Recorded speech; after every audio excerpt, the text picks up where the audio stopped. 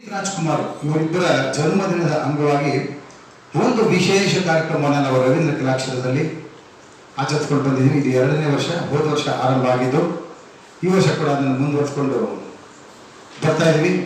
ಕಾರ್ಯಕ್ರಮಕ್ಕೆ ರಾಜ ಪುನೀತೋತ್ಸವ ಅಂತಕ್ಕಂಥ ಒಂದು ಹೆಸರನ್ನ ಇಟ್ಟಿದ್ದೀವಿ. ಯಾಕೆಂದರೆ ಡಾಕ್ಟರ್ ರಾಜ್ ಹಾಗೂ ಪುನೀತ್ ಇಬ್ಬರ ಒಂದು ಹೆಸರಿನ ಸಮ್ಮಿಲನ ಹಾಗೂ ಒಂದು ಉತ್ಸವದ ರೀತಿಯಲ್ಲಿ ನಡೀಬೇಕು ಅನ್ನತಕ್ಕಂಥ ಒಂದು ಕಾರಣದಿಂದ ಈ ಕನ್ನಡ ಚಿತ್ರರಂಗದ ಧ್ರುವತಾರೆಗಳಾದ ರಾಜ್ ಹಾಗೂ ಪುನೀತ್ ಇಬ್ಬರ ಹೆಸರು ಬರೋ ರೀತಿ ರಾಜ್ ಪುನೀತೋತ್ಸವ ಅಂತಕ್ಕಂಥ ಕಾರ್ಯಕ್ರಮ.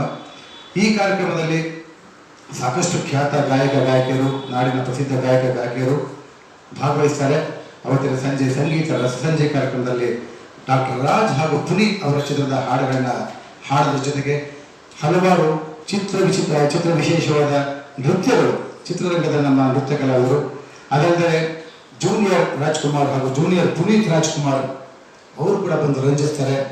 ಎಲ್ಲದಕ್ಕಿಂತ ಮುಖ್ಯವಾಗಿ ನಾವು ನಮ್ಮ ಸಮಾಜದಲ್ಲಿ ಸಾಧನೆ ಮಾಡತಕ್ಕಂಥ ಸುಮಾರು 20 ಸಾಧಕರನ್ನ ಗುರುತಿಸಿ ಅದರ 10 ಜನಕ್ಕೆ ಸಿಂಫೋನಿ ರಾಜ್ ರತ್ನ ಹಾಗೂ ಇನ್ನೂ 10 ಜನಕ್ಕೆ ಸಿಂಫೋನಿ ಪುನೀತ್ ರತ್ನ ಅಂತಕ್ಕಂಥ ಪ್ರಶಸ್ತಿಗಳನ್ನ ನಾವು ಪ್ರದಾನ ಮಾಡ್ತಾ ಇದ್ದೀವಿ.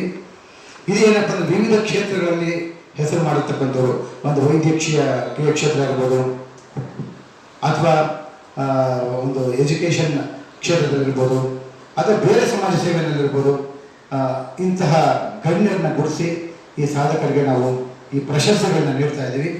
ಈ ಒಂದು ವಿಶೇಷವಾದ ಕಾರ್ಯಕ್ರಮವನ್ನು ನಮ್ಮ ಕನ್ನಡ ಚಲನಚಿತ್ರ ನಿರ್ಮಾಪಕರು ಹಾಗೂ ವಾಣಿಜ್ಯ ಮಂಡಳಿಯ ಮಾಜಿ ಅಧ್ಯಕ್ಷರಾದ ಶ್ರೀ ಎಸ್.ಎ. ಚಿನ್ನೇಗೌಡ ಅವರು ನಡೆಸ್ಕೊಡ್ತಾ ಇದ್ದಾರೆ.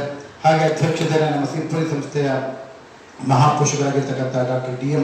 ಸಾಲಿ ಅವರು, ಜೊತೆಗೆ ಮುಖ್ಯ ಅತಿಥಿಗಳಾಗಿ ರಾಜ್ಕುಮಾರ್ ಕುಟುಂಬದ ಸಾಕಷ್ಟು ಸದಸ್ಯರು ಭಾಗವಹಿಸ್ತಾರೆ. ಯುವರಾಜ್ ಕುಮಾರ್ ಇರ್ಬೋದು, ಜೊತೆಗೆ ನಮ್ಮ ಡಾಕ್ಟರ್ ಬಿ.ಆರ್. ರವಿಕಾಂತೇಗೌಡ, ನಮ್ಮ ಪೊಲೀಸ್ IPS ಅವರು IGP ಸೆಂಟ್ರಲ್, ಜೊತೆಗೆ ಲಹರಿ ವೇಲೂರು, ಲಹರಿ ಆಡಿಯೋ ಸಂಸ್ಥೆಯ ಮುಖ್ಯಸ್ಥರು, N.R. ರಮೇಶ್ ಅವರು, ಅಖಿಲ ಕರ್ನಾಟಕ ಡಾಕ್ಟರ್ ಅಭಿಮಾನಿಗಳ ಸಂಘಗಳ ಒಕ್ಕೂಟದ ಅಧ್ಯಕ್ಷರು, ಜೊತೆಗೆ ಚಿತ್ರನಟಿ ಭವ್ಯ ಅವರು ಎಲ್ಲರೂ ಭಾಗವಹಿಸ್ತಾ ಇದ್ದಾರೆ.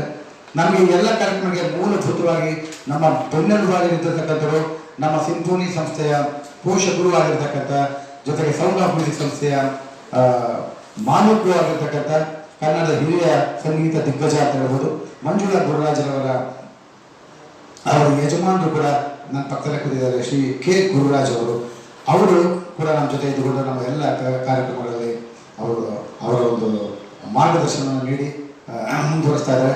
ಎಲ್ಲರಿಗಿಂತ ಮುಖ್ಯವಾಗಿ ನಮ್ಮ S.K. ಅನಂತ ಅವರು ನಿಮಗೆಲ್ಲರಿಗೂ ಚೆನ್ನಾಗಿ ಕೊಟ್ಟಿದ್ದಾರೆ. ಚಲನಚಿತ್ರ ಸಮನ್ವಯ